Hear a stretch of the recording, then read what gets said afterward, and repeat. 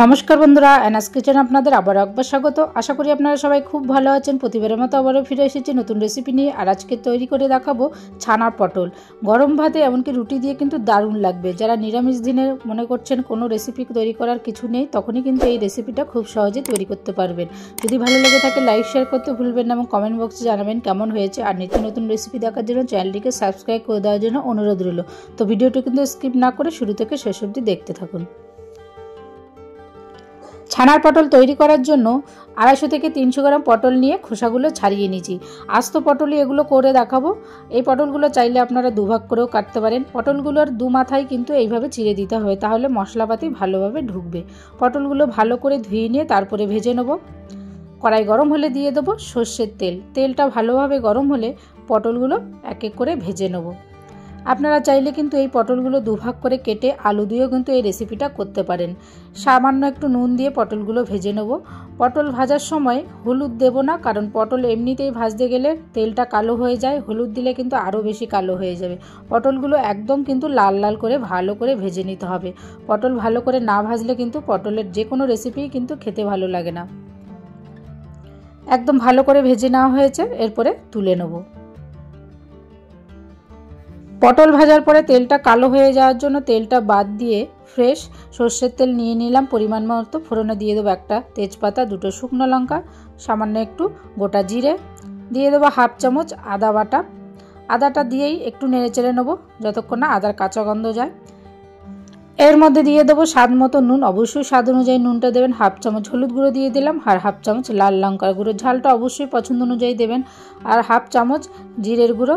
সামান্য একটু জল দিয়ে মশলাটাকে কষিয়ে নেবো। একটু জল দিয়ে মশলাটাকে কষিয়ে নেবেন, কারণ তেলের মধ্যে যদি এই মশলাগুলো দিয়ে ভাজা হয় তাহলে পুড়ে যাবে। আলাদা করে মশলাগুলো জলের মধ্যে গুলেও কিন্তু এই মশলাটা তৈরি করতে পারেন।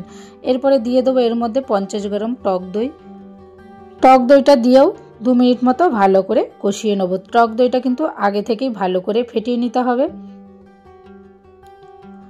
2 মিনিট মতো ভালো করে কষিয়ে নিয়ে এর মধ্যে অ্যাড করব 100 গ্রাম ছানা। ছানাটা দেখুন একদম ফ্রেশ ছানা। আপনারা চাইলে বাড়িতেও কিন্তু ছানা তৈরি করেও এই রেসিপিটা করতে পারেন। এটা বাজারের কেনা ছানা। 100 গ্রাম ছানা দিয়ে মশলার সাথে একটুখানি কষিয়ে নেব 1 থেকে 1.5 মিনিট। এই রেসিপিতে আপনারা ছানার পরিমাণটা নিজের মতো করে বাড়িয়ে বা কমিয়ে নিতে পারেন।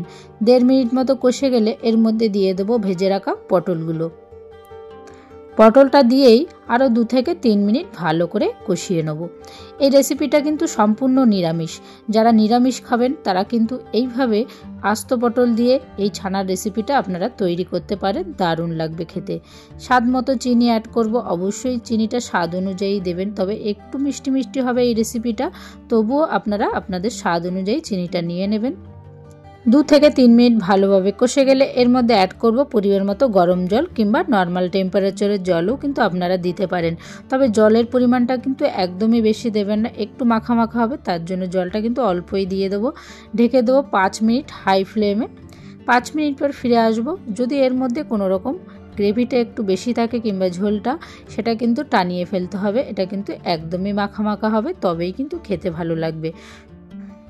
এর গ্রেভিটা যখনই ঘন হয়ে আসবে সব শেষে দিয়ে দেবো 1 চামচ ঘি, আর দিয়ে দেবো এর মধ্যে একদম সামান্য পরিমাণে গরম মশলার গুঁড়ো। শাহি গরম মশলার গুঁড়ো অ্যাড করেছি।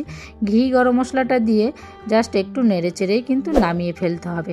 এই রকম গ্রেভি থাকতেই কিন্তু নামিয়ে ফেলবো। খুব বেশি আর এর থেকে ঘন করব না। আর এর গ্রেভিটা কিন্তু একদমই পাতলা রাখবেন না, এটা অবশ্যই কিন্তু খেয়াল রাখবেন। এরপরে একটা পাত্রে নামিয়ে নেব। তৈরি হয়ে গেল নিরামিষ ছানার পটল। এই রেসিপিটা আপনারা নিরামিষ দিনে কিন্তু একদম অল্প সময়ের মধ্যে তৈরি করতে পারেন। রুটি বা গরম ভাতে দারুণ লাগবে খেতে। আর এই রেসিপিটা যদি ভালো লেগে থাকে লাইক শেয়ার করতে ভুলবেন না, এবং কমেন্ট বক্সে জানাবেন কেমন হয়েছে। আর নিত্য নতুন রেসিপি দেখার জন্য চ্যানেলটিকে সাবস্ক্রাইব করে দেওয়ার জন্য অনুরোধ রইল। সুস্থ থাকবেন, ভালো থাকবেন। আবারও দেখাবেন নেক্সট রেসিপি নিয়ে। প্লিজ আপনারা অবশ্যই পাশে থাকবেন। ধন্যবাদ।